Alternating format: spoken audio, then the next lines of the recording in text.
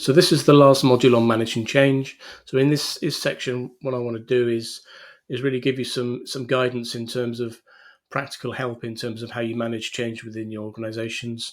And also it leads on to really describing certain organizations and where they sit within that maturity spectrum in terms of going from unaware right up to mastery in terms of sort of how they manage change and what does it mean practically if you want to move your organization through those steps through that maturity spectrum. Now, one of the main challenges most organizations have is that they can't do everything they want to do. So basically, their job jar is full and they're constantly adding to this job jar. And it's a truism in life that basically we can seldom do all the things that we'd like to do. So basically, we can rarely have all the resources and the time and the money to address all the activities that we want to.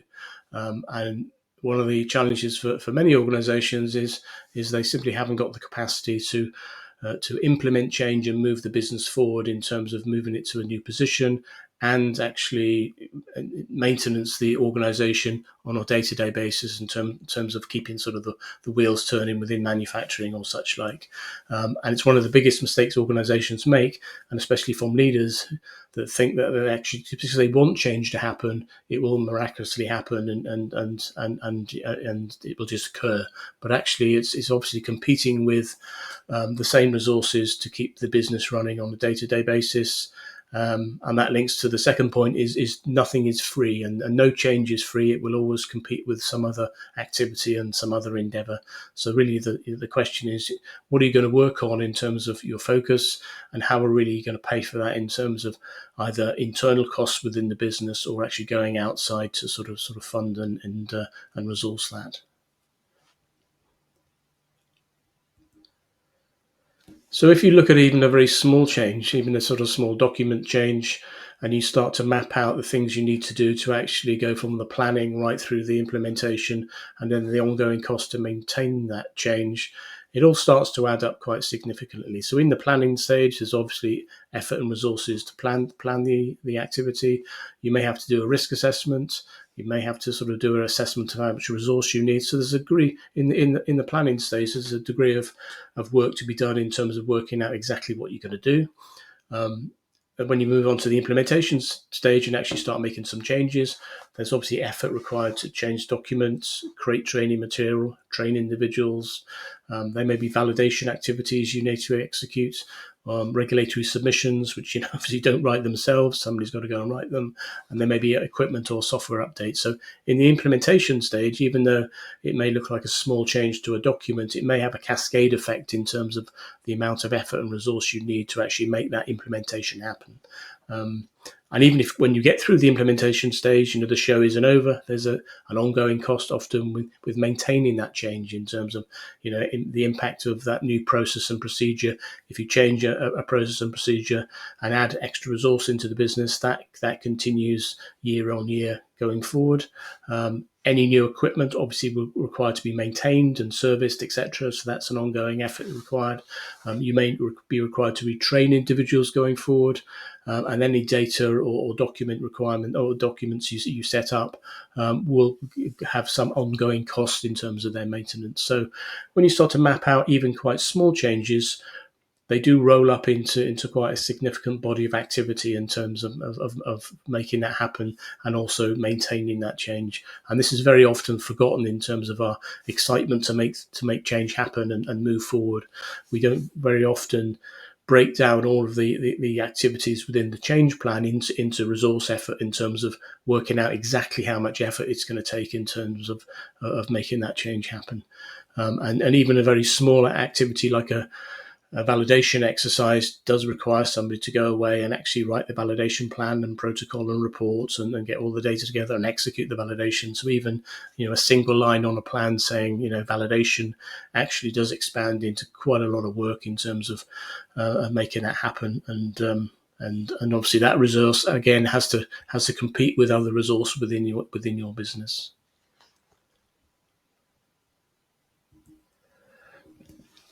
So one of the ways you can help yourself as a business is to actually start to filter the stuff you want to do and actually say, what is the benefit of implementing any activity versus the amount of effort to actually get that activity done. So this is a very simple grid in terms of 2 dimensions. It's got benefit going from low to high on one axis and then effort on the other axis. And obviously things that are very high effort, but you get very little reward for, in the red box, you really should be having a discussion whether you should progress that at all. Is that something you even should start planning and moving forward? Conversely, there are activities which have very limited effort and basically have potential to generate a lot of benefit. And these are the no-brainers and the low-hanging fruit, where really you don't really need to get into a conversation of whether you should do it. It's basically go ahead and get it done, because actually this can actually have a real benefit to the organisation with very limited cost. But very often, a lot of change sits in sort of the yellow boxes in terms of review, where you need a bit more of a conversation and an analysis and a discussion of whether the effort actually is too much or enough in terms of the benefit it's going to reap. So those very often, a lot of projects sit within this sort of grey area. But if this grid is quite useful, at least it starts to bucket your potential projects into things that you can make a very quick decision at the beginning not to do them, or actually it's a no-brainer to progress them forward in terms of their planning and their implementation.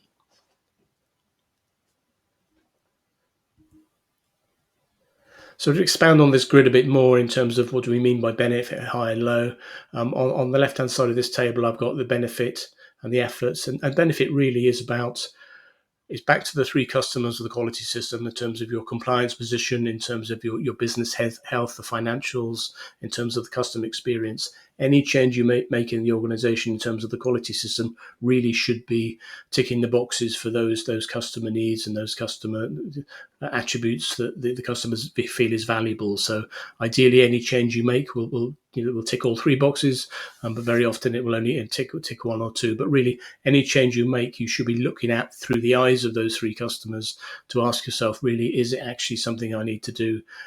Is there any benefit? And if you can't sort of tick any of the boxes and there doesn't seem to be any compliance improvements or cost savings or in terms of business health or it's helping the customer, really, that's in the bucket of really you shouldn't be really progressing that forward.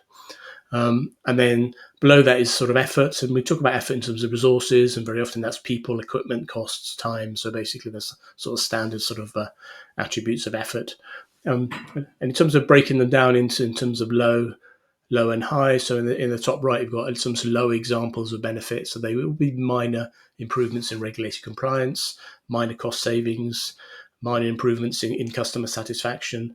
And below that, you've got sort of more meaty, higher sort of benefit classifications where you're making quite significant changes to your regulatory compliance and improving it.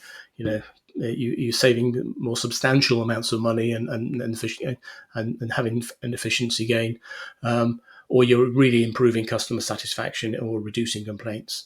And so in terms of effort, in terms of low, that would be classified as very limited effort required. Very often it can be done within the sponsoring function only, and high effort activities tend to need to cross functions. You tend to need to get specialist resource or equipment.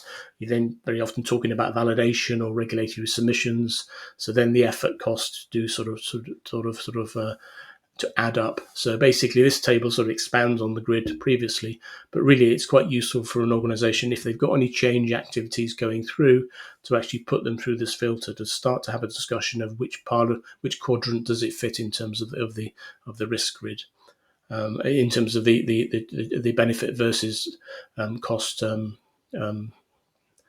balance, in terms of are you going to do it or not.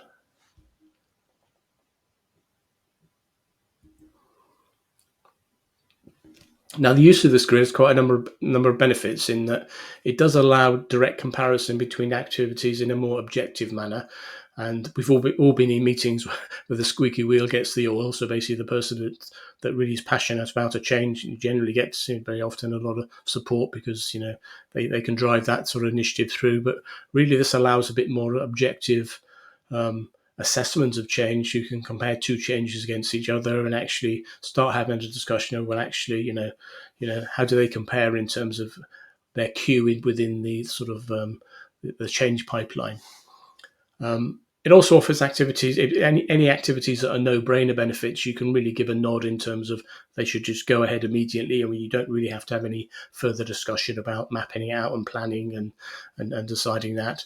Um, and it really focuses you to really assess on which activities have the benefits that are expected in a very objective manner. So it starts to break down those change initiatives into real sort of, well, what is the real, meat, what is the real benefit to the organisation, and really breaking it down to what is the real effort that's going to take. So very often individuals come to change boards and sort of underplay how much work it's going to be. But when you unpick that, you find that even a small change can very often have a quite a an extensive resource burden on the organisation. And this just really starts that conversation early in the process, rather than finding out when you're way down the road that actually you're implementing something which is actually costing you a lot of money and time and effort.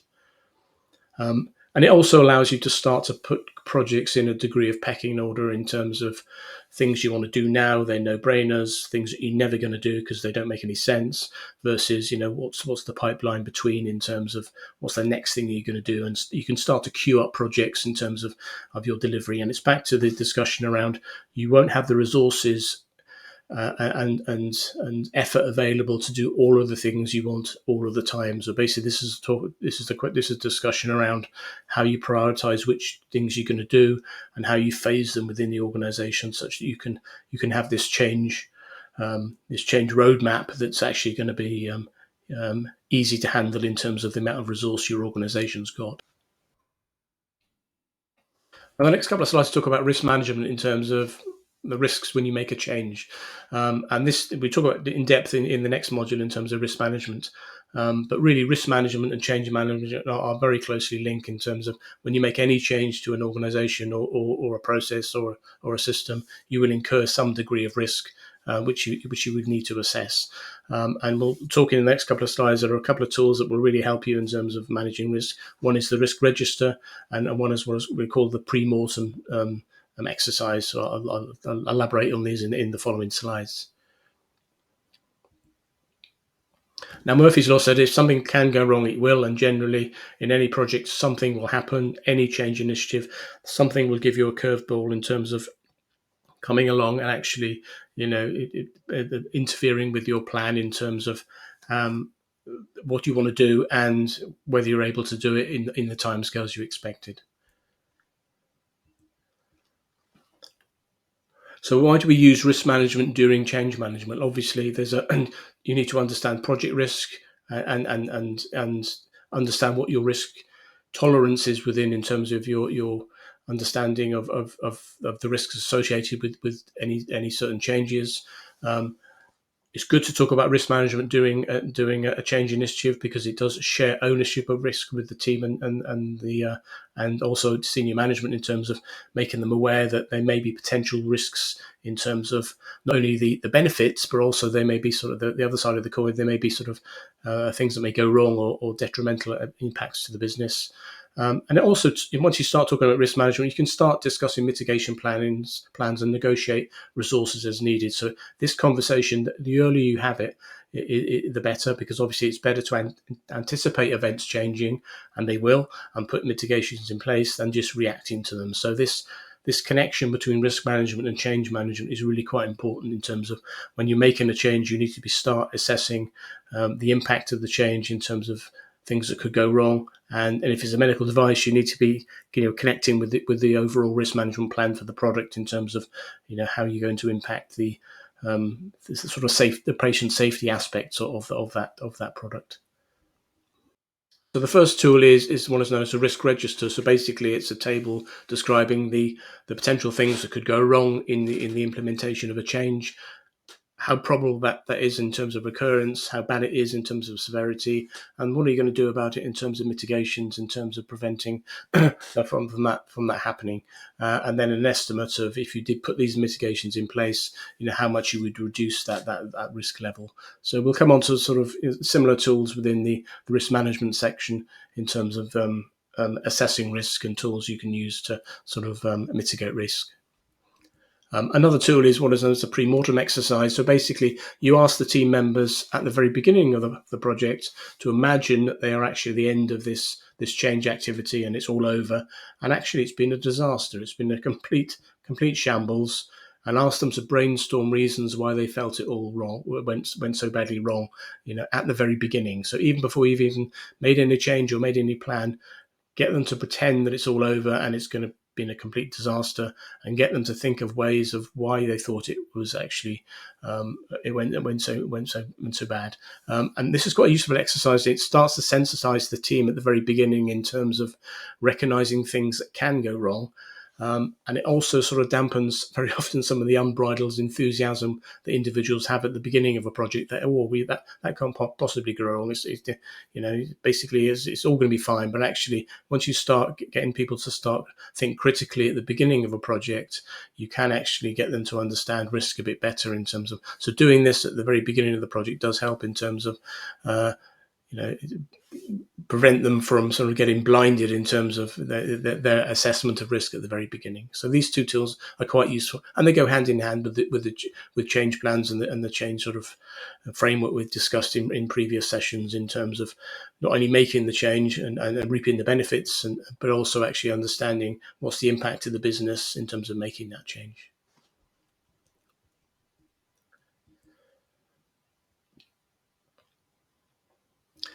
Now, we talk about CAPA in terms of CAPA effectivity. So there's a lot of focus in the requirements of the CAPA procedure and system to actually, after you've implemented a CAPA, to actually check whether it actually bore fruit in terms of you had the benefits you expected. And so there's lots of analysis and sampling and an assessment of whether that was actually true. It's done less so within change programs, and it's very rare. We rarely talk about change effectivity, but it's an analogous system in terms of once you've implemented the change, it really should start questioning yourself and be quite stringent in terms of, was that change, did it generate all the benefits that it was expected? Because very often we say, oh, it's going to be great and the world's going to change, and we implement something and actually it's not the case. But do we critically at the end of a project start to discuss with ourselves whether all of the benefits did actually occur, or we sort of deluded at the very beginning?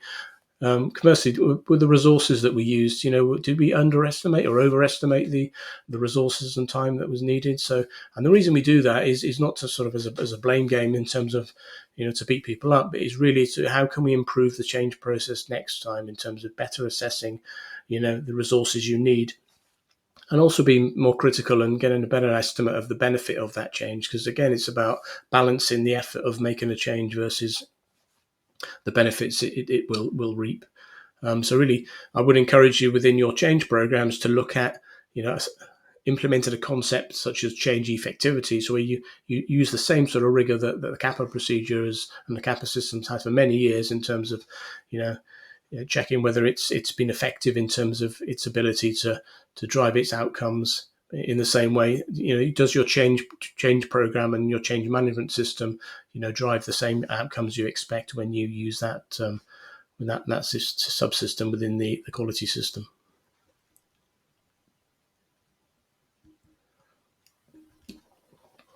Now we talk about, in terms of change and having a plan, and very often within the change control module, there's a requirement to have a project plan. And this next couple of slides is very often in real life that doesn't always happen. So very often, and in fact it's always the case, if you've got a very big change or project going forward, it's very, very unlikely that your change plan, and we'll come onto this in terms of discussing transformational plans in terms of quality systems and quality organizations, it's very rare that plan is impacted by the real world. And the reason for that is that, organizations are moving beasts in terms of the world is impacting your organization. It's got people involved, and it doesn't behave in a machine-like manner that you yours necessarily want it to. But actually, it's better to start with a plan, because starting with nothing is not a good idea. But you need to start exploring, what are you going to do when, in terms of that change plan, becomes impacted by the real world, and accept that it will change, but how are you going to deal with that? So there are two sort of concepts in terms of plan change, in terms of you have a plan and you go ahead and it was all great, versus emergent change, when actually the change that happened wasn't always the one you anticipated at the very beginning. And the very first attributes between comparing planned and emergent change. So a planned change is very diagnostic, while emergent change is all about dialogue, in terms of you're learning something as that change is emerging, and that sort of scenario is changing. Planned change very often has very sort of vertical governance in terms of how it's managed. Emergent change very often in organizations is more horizontal in terms of how it's managed. Very often in plan change, you have a start date for a project and an end date for the project, and that's it. Very often, emergent change is there's no beginning or end dates, and it's changing with time, but there's no real delineation between the start and a finish date within that change.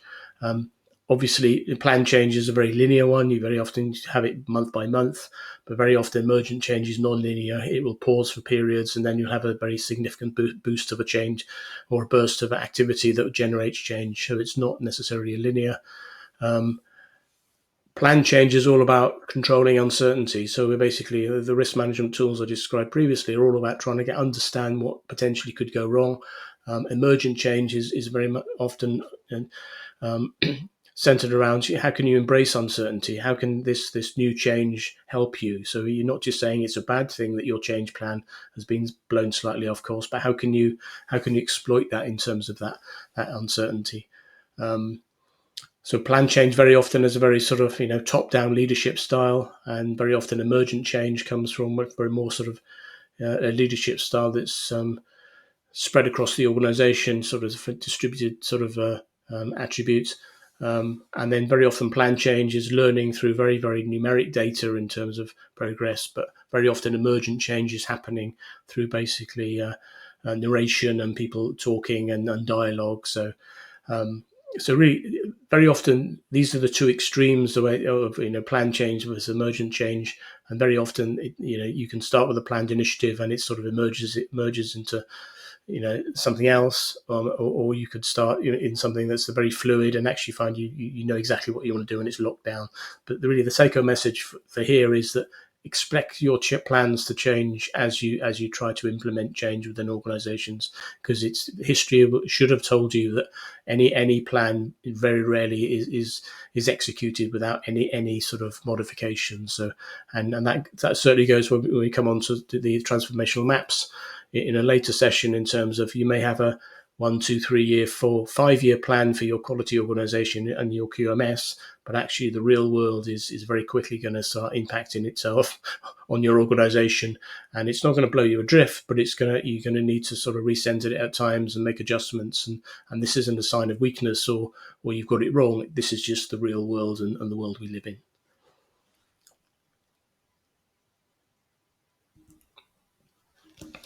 So there's some further material. We'll cover this in the complexity of the module later on in terms of complexity within organizations. But this is a great book by Sharon Varney in terms of leadership when you're dealing with complex situations and trying to implement change within organizations. So I do recommend you dip into this book, and it really is quite useful in terms of explaining how best to manage change in very often complex moving environments, which is generally the organizations we deal with on a day-to-day basis. So in this next section, we're going to just walk through the maturity model in terms of looking at the maturity model in terms of management of change, and what do organizations look like in terms of their attributes, in terms of sitting on those four different levels of the model. So an organization that's sitting basically at the base level in terms of unaware, very often they're managing change from a documentation perspective. They're struggling to manage change in terms of the more holistic way of managing change across the organization. Very often change is highly reactive. It's not proactively managed. Very often there's no prioritization of changes. Very often change is led by the quality organization, focused very often on the quality system, and it's got very limited input from other stakeholders. In terms of root cause analysis, very often that is completely absent in terms of methodology to work on what are the root causes of quality issues within the QMS, and really there's no understanding of once you've implemented change whether that's been effective in terms of fixing the problems that have been identified. And similarly, senior management have very little visibility of change across the business and really do struggle with the amount of change they're doing in terms of the volume and resourcing that. So obviously, to move through an organization off from this level, you need to start talking about, are you working on the right problems? Are you getting to root cause? Are you applying the right fixes? Are you resourcing that adequately? Are you balancing those activities with other activities you want to actually to implement? And really start the organization looking at change management in a broader sense rather than just changing documents and procedures.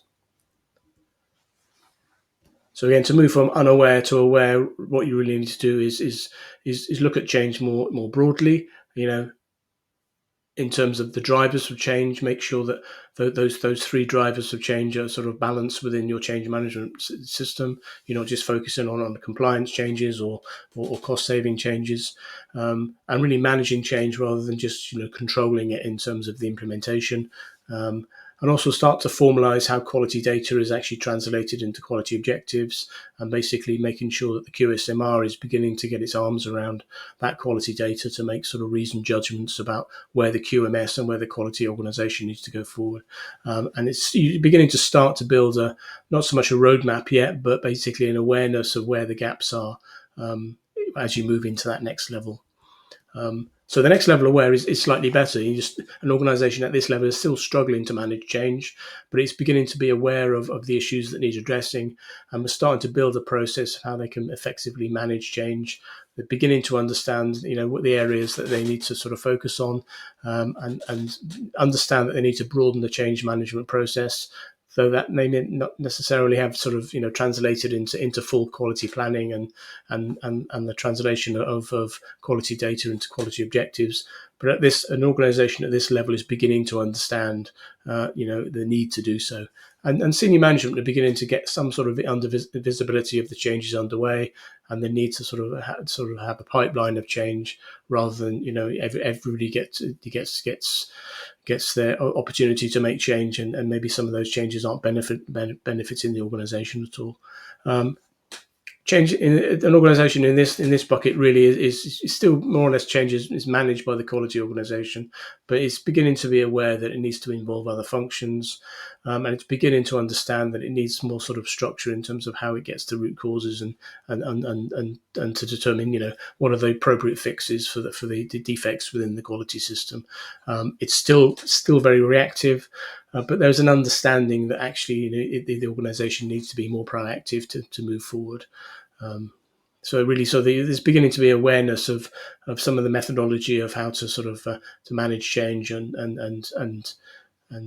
drive that forward. But really, no real sort of concrete changes within the organisation, as opposed to an organisation that moves on to learning. So to move on to learning, really, an organisation really needs to start embracing the power of QSMR in terms of looking at the quality system more holistically, in terms of some of the methodology we talked about, lean in terms of Lean and Six Sigma and removal of waste and root cause investigation. Some of that is beginning to be embedded in the organisation as it progresses into learning. To move into learning, you're starting to sort of build a transformational map, or the thoughts of a transformational map beginning to sort of be seeded within the organisation. And this connection between quality data and quality planning and objectives is beginning to be to make a link within the management forums. So really, this is the beginning to understand the breadth of change, and also some of the tools to actually drive change going forward. Again, linking it back to the previous sessions in terms of how you're going to satisfy those three customers of the QMS. So an organisation that's sitting in learning is beginning to effectively manage change in a sort of a more end-to-end process. They begin to have a more true change management process rather than just focusing on change control. Senior management is beginning to have visibility of changes that are happening. You can begin to see a pipeline of changes coming through. The pipeline looks more balanced in terms of those three customer types, in terms of the changes.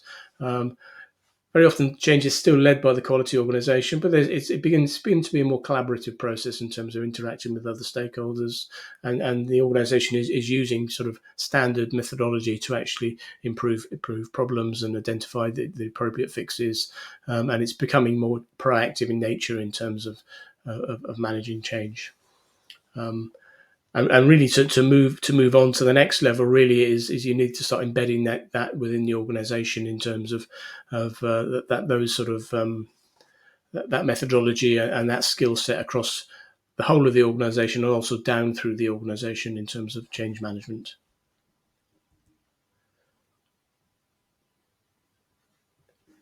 So as you move on to learning into mastery, you are beginning to sort of build a transformational map. So really, to basically to progress further, you should start to sort of reassessing that quality transformational map for suitability and course correct. So an organisation in learning has a roadmap going forward of how they're going to transform the quality system and the quality organisation in quite short term, medium term sort of steps. But to move on to mastery, it needs to demonstrate that really that map and plan is appropriately reviewed and adjusted with time. So basically, you can start to sort of tweak the plan as circumstances change.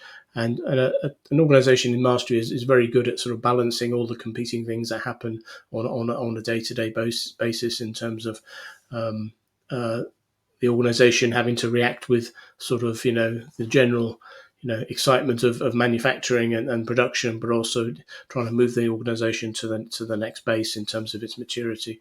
And an organisation in mastery has a really quite good assessment of how good their change control process is in terms of whether it's delivering for the organisation. So it's not scared to sort of make improvements to the change process itself to make sure it's actually delivering for the organisation.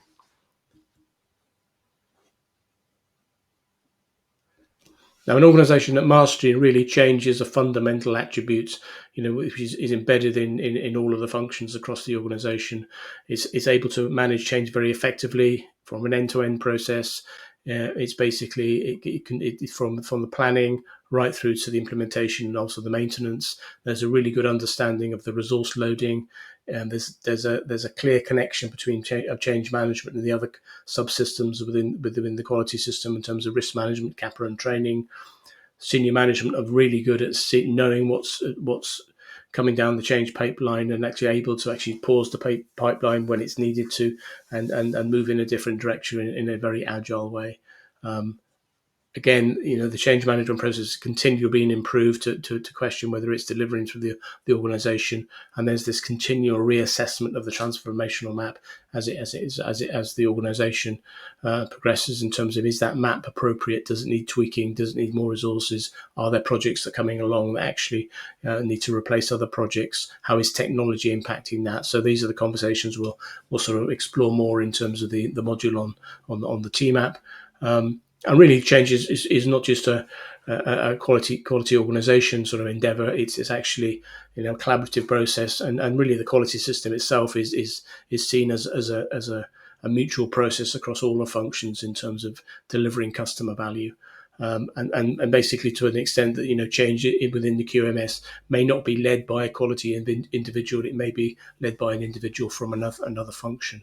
And an organisation in mastery is very, very effective of sort of using methodology to fix problems, but it uses these tools in a very pragmatic way in terms of it doesn't sort of dogmatically follow a methodology, because that's what the methodology says. It's able to sort of pick and choose, and that each of the sort of tools from the toolbox, and when they're appropriate, use them. When they're not, don't. And is very aware of the shortcomings of the different sorts of tools that we discussed in the previous sessions. And then within organisation, within mastery, change is a highly proactive endeavour in terms of there's a very positive feeling of the organisation is moving through the different levels in terms of making change. And everybody is aware that this is the sole purpose of this is to satisfy those three customers of the quality system. And for an organisation at mastery, really to continue, really, the message is, you continuously, relentlessly pursue what are the better ways you can improve your quality system to be more effective, efficient, and delivering value to your customers of the QMS. So, in summary, to this sort of change module, if I had to recap, basically, a quality system that fails to change is one that will fail to meet the changing customer needs. So it will not survive going forward. I need to ask, what is holding your quality system back in terms of meeting not just your customers now, but your customers in the future. Vitally, change management is not just about documents. It's about the whole culture, the whole ethos, the whole culture of quality within the organization. You need to make sure that you really are you addressing the right problems and applying the right fixes. Are you balancing the benefit versus effort and actually using the appropriate tools and gating systems before you progress and changes through the system? And beware of, I call that feeding the beast. The change process will actually, if you keep feeding it, it will come out of control in terms of your ability to manage it. And really, sort of, you need to start building and articulating a map of where you are now and where you want to get to. And we'll explore that in a future session on the TMAP. And vitally, in change involves everybody. So the key feature really is you need to involve the whole of the organisation. This isn't just a quality system or a quality organisation endeavour. It should cover the whole of the organisation. So that finishes the session on change. So the next session, and we touched on it in the previous few slides, is how you manage risk within organizations. What are the tools that you could use and you should use to actually be better at managing risk for your patients and your overall business? So I'll see you then.